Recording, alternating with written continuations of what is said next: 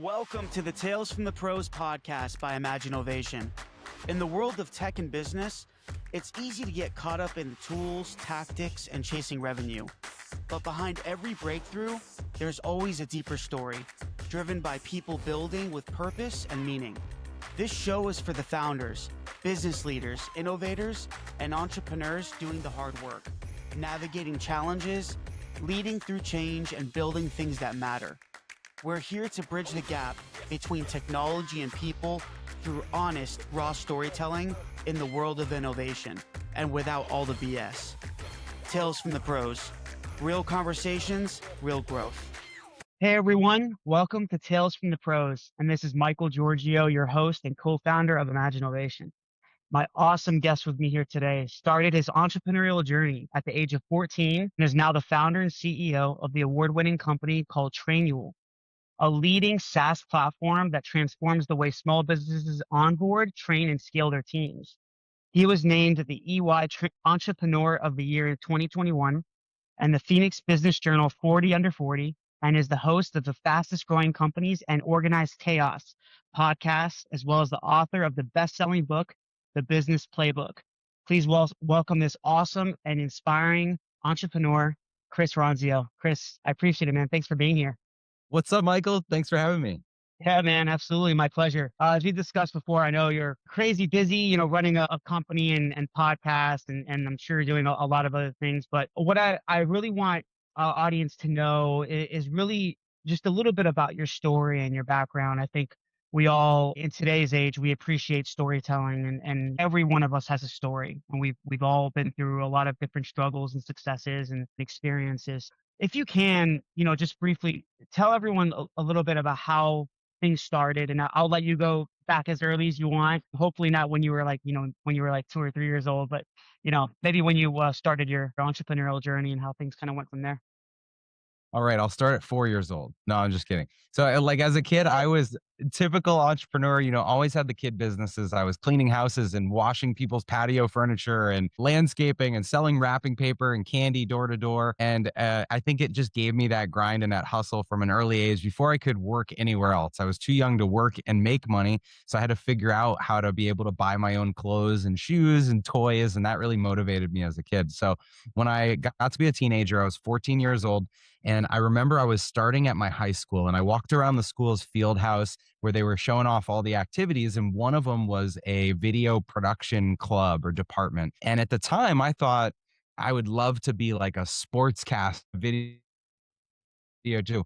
And so I signed up for this group to use their cameras. And what I found out is I was one of the only people in the whole town that I grew up in the Massachusetts suburbs that was certified to use these new digital cameras that the town had invested in.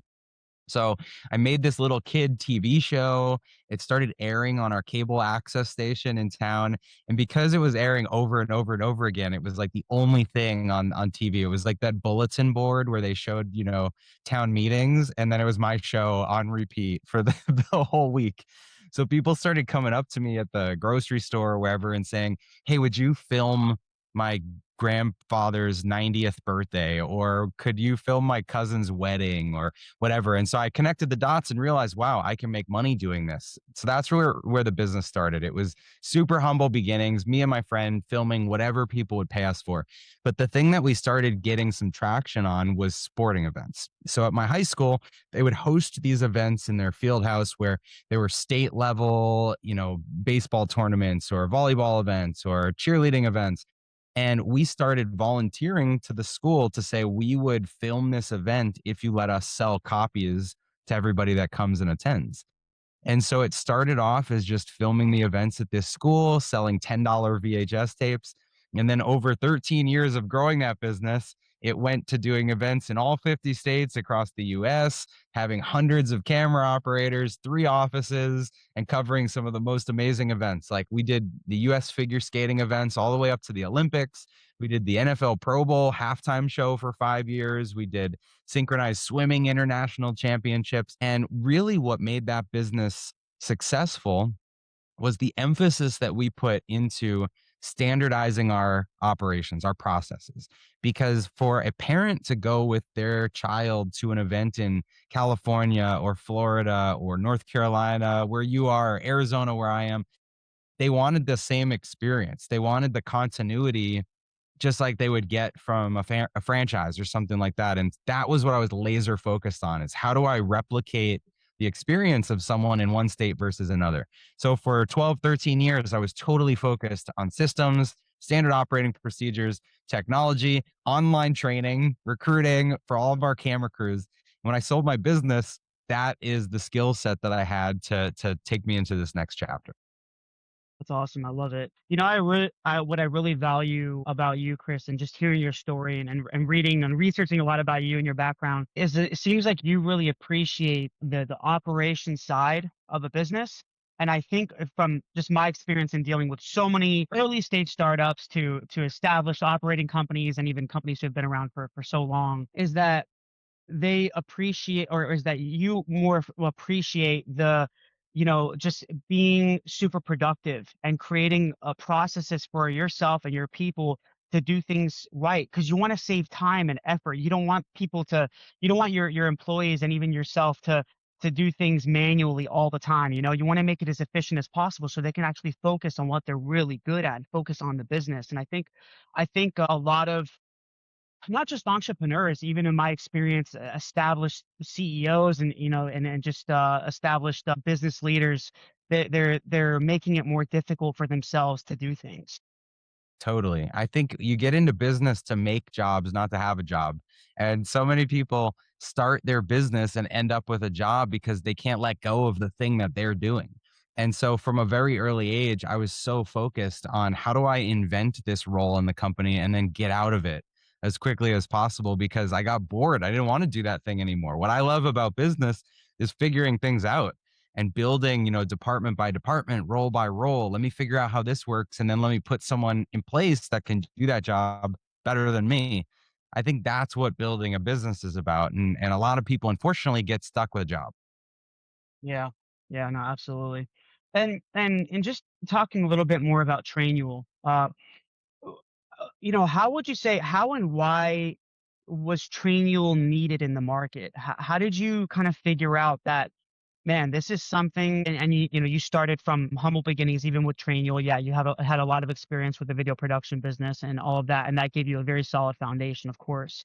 But when you started Trainual, how did you really know, man, like this is something that I think can really make a difference in people's lives, and this is really needed in the market? Did you do some like testing before, just trying to see like what the adoption and the engagement rate would be, or kind of what was your process for that? Yeah, so where I left off in the story was selling my video company and realizing that, it was not this massive exit. It was a service-based business with slim margins, and you sell those businesses based on kind of like a extrapolation of profits over a few years. And so for me, it was like a way to step out of a company that I had built as far as I wanted to and have some breathing room to figure out what to do next. And the thing that came next for me was consulting for other small businesses. So I thought, let me just be helpful and learn as much as I can and go into a bunch of different industries and see what I like. And from that, maybe I'll get my next idea, find my next business. And so I started spending a day a week at 5 different companies. And then it turned into a half day a week at 10 different companies. And then it was like I was doing projects and cobbling together and hiring people to build this little consulting firm. And what we were doing repeatably was going into a business, kind of orienting ourselves, onboarding ourselves to everything about that exist, how do they work, who does what in the business, figuring it all out, and then helping them organize their chaos. That was the name of the firm, Organized Chaos. And so it was company after company after company. We're going in and mapping out roles and responsibilities and workflows and processes and recommending what software tools would make them more efficient. And at the end of every single project, what we would do is hand off a training or a SOP is and say, here is your roles and responsibilities. Here is your process flows for your like core processes. Here is how your business works. And I saw after doing that again and again with documents that there should be a better system to house all of this. So initially Trainual was just a simple idea. It was, you need a manual for your business and you need to train your people on how things work. Trainual. And we built this little prototype for my consulting firm that was strictly for our clients. So that was one of our differentiators where we would go in and do this project. And at the end of it, we'd deliver it through our system. And so a few years later, after doing this a couple dozen times with companies, people were starting to want the tool and not want the consulting services to go with it. They're like, hey, my friend's using this for their business. Can I just sign up for your software? So this was 2017 at the time. We decided as a team, there were 5 of us. We got together and said, why don't we rebuild this software and make a go at it for a SaaS company? So we took the feedback from 3 years of basically a prototype, 3 years of being inside all these businesses and understanding the problem they had with alignment and communication and consistency, and saying, now let's launch this as its own business. So Trainual as a business started in 2018, and it's been a crazy ride since then. Crazy, man. Wow. And how long did you bootstrap the company before you even started to seek investment funding?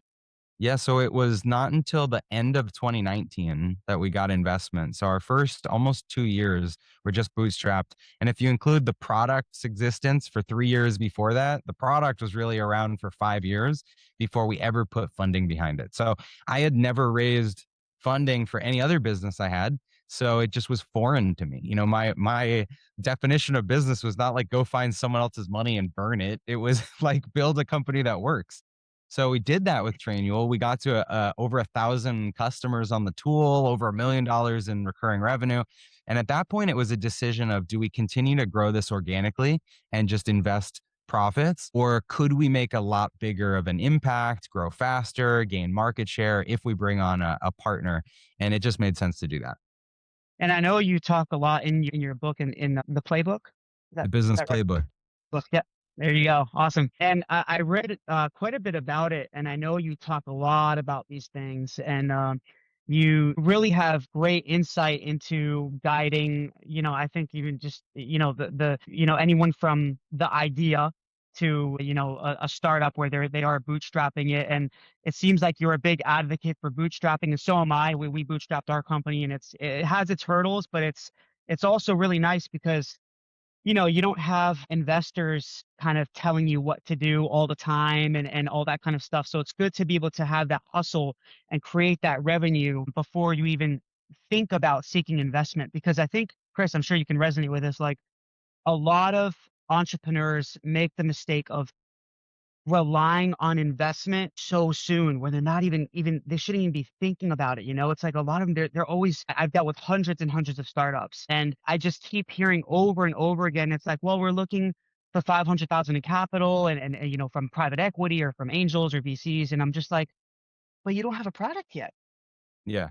I think you need to get You don't have any customers before you users. get investors. You know, too many businesses, they have an idea and they're like, let me go get investors. And then you're spending someone else's money. So you're not as careful with it. Like I remember being a little kid and my dad giving me a bunch of tokens to the arcade. And I would just go around and just spray these tokens across every game and come back in 20 minutes and be like, Dad, my whole roll of quarters is gone. Whereas, like, if I had to take my allowance to the arcade, I was so meticulous about like which game is going to get this nickel. And I think that's what it's like when you're bootstrapping. So to be clear, I'm a huge fan of bringing on investors, but I think investors need to invest and fund growth. They don't need to fund you figuring out your idea. If you have an idea and you go find a financial partner, an investor, then you kind of have a boss. And that's where you hear the stories from people that say, oh, my investors are pushing me to do this and this. Well, if they're pushing you to do stuff, it's because you don't know what you're doing and they put money into your business. So they're trying to protect their money.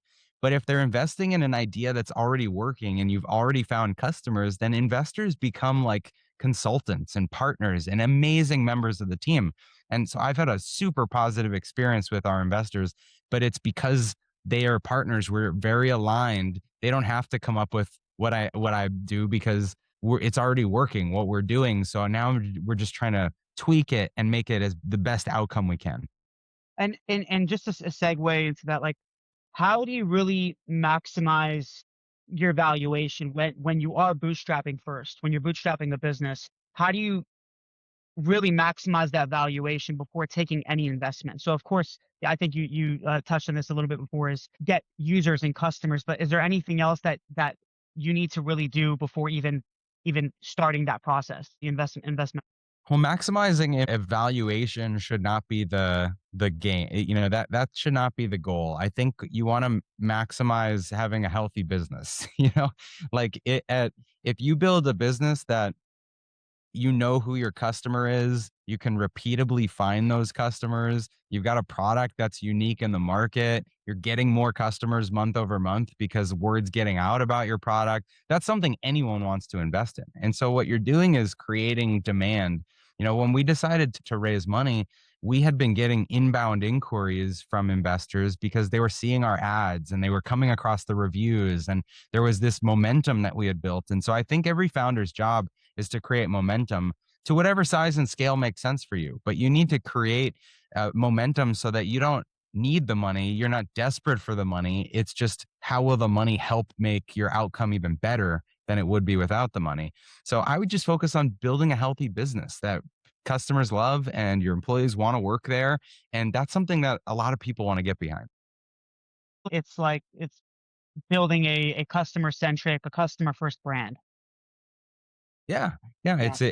It's the branding is of course important. It sets you apart, but it's building a product that's useful. So, if you create something that's valuable, a product, a service, whatever it is, are customers coming to you? Are they getting the value that they thought they were going to get? Are they leaving you good reviews? Are they coming back and buying again or renewing their subscription? That's what shows you have a healthy business. And so if you can show that there's demand for what you do, and that once you capture that demand, you can actually satisfy the customer, then that's a healthy company. Yeah, no, I love it. I love that take on it. And Chris, in your experience, what did you do? What did you and your team do to really show traction in the industry when in the earlier days of Trainual, to get that kind of attention and not just even with investors, just growing your brand and just being recognized in the industry? How did you really show traction, like on a I would say on a sales and marketing perspective? What did you guys do that was really effective? Well, the first thing was because we had had the product around for a few years with just these like very close consulting clients of mine, it was leveraging all of them as case studies and saying, it's not me saying this is a great product. It's all these small business owners saying, wow, this made this impact in my company. And Got so it. case studies got on our website from the get-go, very early on. Testimonials, that's what we were using in ads. We're asking people for reviews. Leave a review on then we take a screenshot of their review and we use that as an advertisement. And so those testimonials creates this external validation. And the next thing is you want to build authority a little bit, because as a small brand, no one knows who you are. And so you've got to attach yourself to someone that people do recognize. And so for us in the very early days, I was using other books like The E-Myth by Michael E. Gerber. Was a book that I had read. It was my first business book I ever read. It made a huge impact in my life. And I know millions of other people have read this book. And so I held up the book and I said, hey, if you've read this book, then here's the insight I got. It led me to create this business, which does X, Y, and Z. So if you've got that problem too, check it out. Go to this link on our website. And so people would be scrolling through their feed. They'd see something that they recognize because they don't know me. And then they click through, they get to the website, and they can connect the dots in their head. So what I was doing was kind of like getting people to pre-qualify themselves, that if they recognize this other thing, then I know that they could self-select based on their problem into what I'm offering. And so it was through the E-Myth and some other books that we got some original traction to our website. What's so cool now is that Michael E. Gerber, who wrote the E-Myth, wrote the foreword to my book. So we've been in touch since I started doing those ads. Awesome. I got connected with him. He loved the ads. He loved the product. And so it was kind of a blessing to have that come full circle. But that was the original thing. It was, let's get some customers that can just rave about what you're doing and put that into the world. And then let's get some authority building through some other brands. It gives you that validation you need. Your customers are really like your brand ambassadors. Oh You yeah. forget that. Isn't that crazy? It's Yeah. it's so important. Yeah, absolutely. It goes back to what I said at the beginning. If everybody is using your product or trying your product and hates it, think of like a restaurant. if everyone goes to grand opening and gets food poisoning, no one's ever going to go back because the stories they're going to tell is like, oh, I tried that place and it hasn't left my system. You need to have delight for your customers need to be delighted, and then they come back and they tell their friends, and that's what starts the engine. It's like, I don't know if I've ever actually said this before, but it's like your customers are your storytellers. Totally. Yeah, that's so And good. think about what's more powerful, me telling a story or 10,000 entrepreneurs telling a story about me. That's what you want to do as a business, is get your product to become the story that other people are talking about. You can't always tell the story. And just curious, like on a marketing perspective, and I love the detail you shared about just customer testimonials and all of that. That's so vital to know. In terms of like what worked for Trainual, I'm sure you guys have a. I mean, I've seen you guys. I've seen your brand everywhere, like on ads and even organically.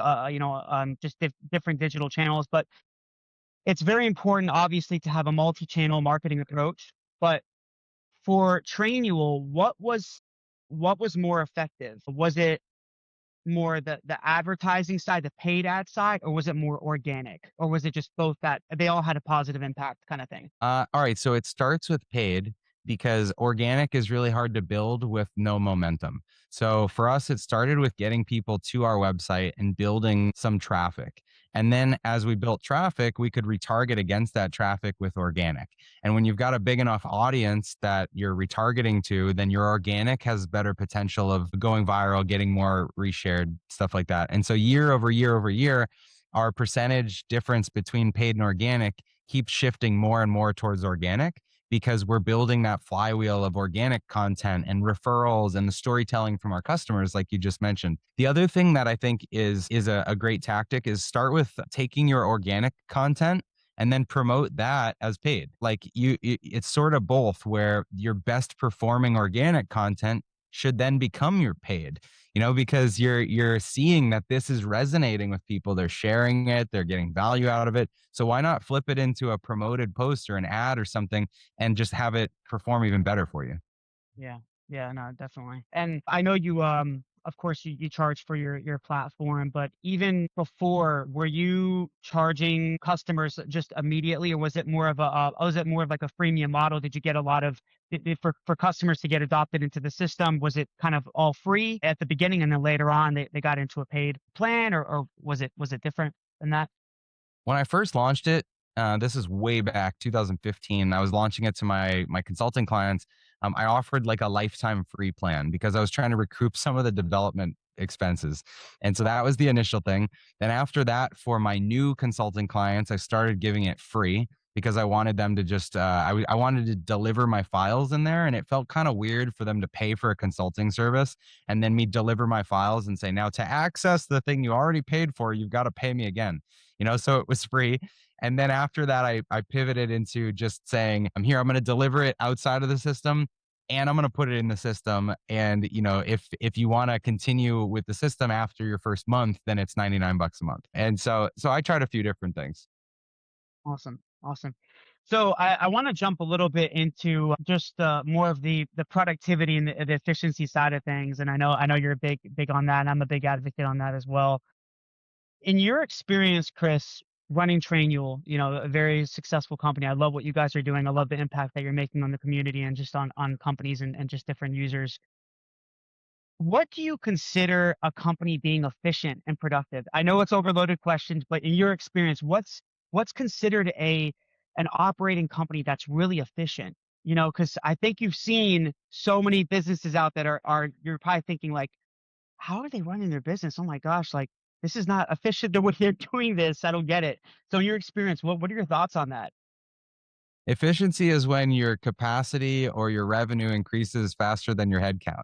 Like if you take your revenue and divide it by the number of people that you have, as your revenue grows, the revenue per employee should go up. If it's going down, you're losing efficiency, right? You're hiring for inefficient tasks. And so that you can use that simple formula, but it's really, more ambiguously, or I guess the touchy feely side of it is, can your people at the end of the day think that they were productive all day, or are they complaining because they feel like they wasted 6 hours on some report that they have to do that they don't want to do anymore? And so as business owners, it's up to us to ask people, what are the things that are redundant, repetitive, boring? What do you wish was automated in the business? What if we could hire an assistant for every single person in the business? What would you have your assistant do? If you ask those questions to all of your people, you'll find out what the monotonous, boring, redundant, repetitive tasks are. And then it's your job or someone in your operations team's job to figure out how to do those things more cheaply, faster, use software to supplement, outsource. That's how you can get more efficient. But a lot of businesses just don't even ask and they don't listen. So they don't fix those problems. Yeah. Yeah, I know. It's yeah, you touched on so many amazing points there. And I think also with living or with having an efficient and productive operating company, operating business, it also really impacts, just the way we operate our business, the way we manage tasks, things like that, the way we use, seamless and streamlined processes impacts our personal lives too. And I know, just reading about you is, investing in yourself is so important. I heavily believe in that as well. Burning ourselves out. Yeah, we have to work hard. Of course, hard work ethic is such an important element. Absolutely. I think, there's just been this stigma over the last 5 to 10 years of like, "Oh, man, you gotta work 16 to 18 hours a day. It's gotta you gotta work to the grind and all that." And yeah, like I said, that's important, absolutely, but you gotta also focus on yourself, your own mental health, your own physical health, and all of that. So what's your take on really investing in yourself as Chris? Like, what's work for you that also positively impacts your business? Well, what I want to say first on the hours you put in is it kind of depends on what stage you're at in your business. Are you just getting something started and you're trying to get those first few customers and you can't afford to hire the next person and you're really trying to push hard to get yourself over that hurdle where you can get employee number two? That's a very different phase than when you've got 25 employees and you've got a family and you've got whatever. So this is going to be a different answer for every single person. Of course. I think going back to the last question, if you are working 16 hours to get kind of 10 hours of productivity and you're lacking health and you're sluggish and whatever, then that's a lot different than working 16 hours to do what a normal person might accomplish in 40-hour week. So Yeah. it also kind of depends on how productive, what your personal engine is like. Now, for me at this stage, I have 2 kids. I'm married for 11 years. And I really believe in cutting off that family time and work time. I leave the house at 8 a.m. in the morning, and 8 to 5 is like the block of my day. And Right. because I have such a wall around my work day, it makes me more productive during the day because I know it's a non-negotiable. I can't let it bleed into dinner or playing with the kids or date night. It's just like there's other things on the calendar after 5. So I better get what I'm doing done during the day. Um, Super important though to invest in yourself. So one of the things that I do that I've taken on since starting Trainual sounds simple, but just running. I go for runs in the mornings and I listen to a podcast. And to me, it's kind of like 45 minutes or 60 minutes of strategic planning every single morning. I get to think about the business, find some show like yours that is solving problems, telling stories that I can relate to, that I can come up with ideas. And then I hit the ground running when I start working because I just got like fueled, supercharged in the morning. And so that works really well for me. Being always home for family dinner, having weekly date night, those things are energizing for me. Sleeping 8 hours a night is important, 7.5, 8 hours a night. So I try to maintain a pretty regular schedule. Yeah. No, that's good. Yeah, and, like, going back to what you said before, I agree. I think everyone has their own different circumstances. Everyone operates so differently. I think for me, it's just like I want people to kind of understand that it is definitely a case by case basis, but I think there's just this, at least from what I've seen, it's all personal perspective and experience, but it's like these have tos, we're creating like these boundaries or these parameters, like you have to do this, you have to do that to be successful. And it depends on what works for you, right? Some people can be very successful. Yeah, every stage is very different, but I've known people that have just put in 8 to 10 hours a day, and they've lived a very successful life, and they're happy. And success is subjective to you, so it just is probably a case by case basis. Yeah, I have no problem working 14, 16 Yeah, hours a day when I'm I've done super it. excited about something. But I'm not complaining and saying, yeah, I have to work this much time to be successful. If you feel like you have to put in that many hours to do the work, then I would say you're probably not being as efficient or productive. You're probably not delegating effectively to get other people involved. You're not charging enough, so you're underwater. There's a lot of potential problems to reset that work life balance. But it flexes up and down, and it's up to it's the cool thing is it's up to us. We get to decide how hard we want to. I love it, man. You touched on so many awesome points. Love it. So one of the final few questions I have here is just on what it means to be successful. It's all subjective, of course. Success is different for everybody. It goes back to kind of your story, your experience, your perspective. But for you, Chris, what are your thoughts and advice on what it really means to be successful for you? I think success is just the flexibility to wake up and do what you want to do and work on what you want to work and work with who you want to work with. So for years I was just pursuing that. It took me so long to learn how to say no to customers that were just going to be a bad fit and to set up kind of the rules of a consulting engagement, like don't text me all day, every day. Like all the things that I didn't like about my business were things I never defined and communicated to people. And so success is when you kind of fine tune how you want to work, when you want to work, who you want to work with, and then you just enjoy what you're doing. And so fortunately that's the case right now with Trainual. I just love what we're building. I love waking up and working on it every morning. And at any level, I think that's success.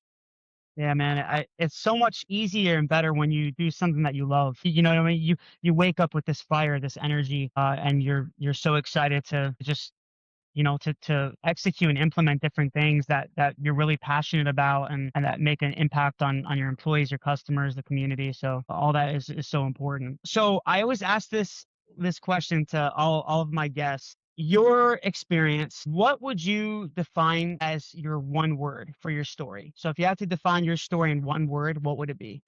I would probably say you just use this word, so maybe I'm copying or saying it back to Okay. you, but I would say it's experience. It's one of our values at Trainual is collect experiences. And I think that inside of work, outside of work, all people are doing in life is collecting experiences and relating to other people, and so the experience of building a business is understanding the experience of your customers, it's understanding the experience of your employees, and it's trying to improve your experience through your own success, financial and lifestyle and whatever else. And so I think it's just all about just have a good experience, enjoy it.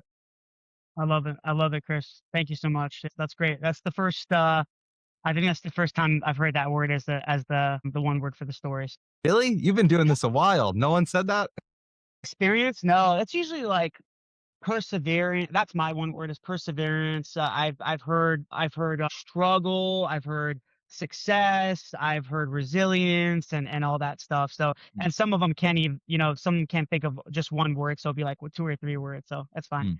But yeah, no, that's good. So definitely unique in that sense, man. But yeah, you have a unique story. Thank you so much, man. I really appreciate it, Chris. Very inspiring and insightful. So many people can learn from you.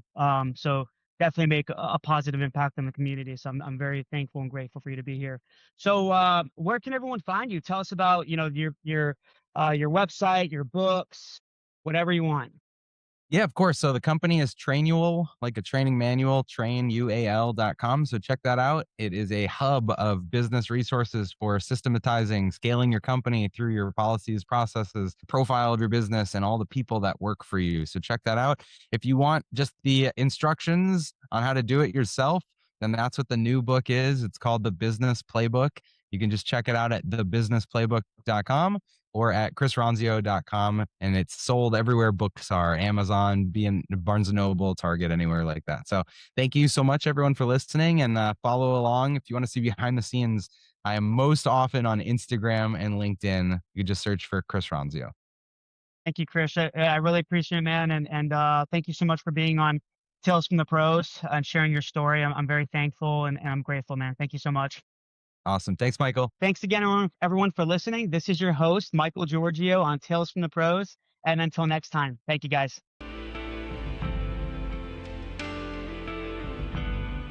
Please subscribe to our YouTube page and also follow our social media. There are links somewhere around here. But we really appreciate it, guys. Thanks for all the support. And I'm going to be giving you awesome content continuously. And we look forward to seeing you soon.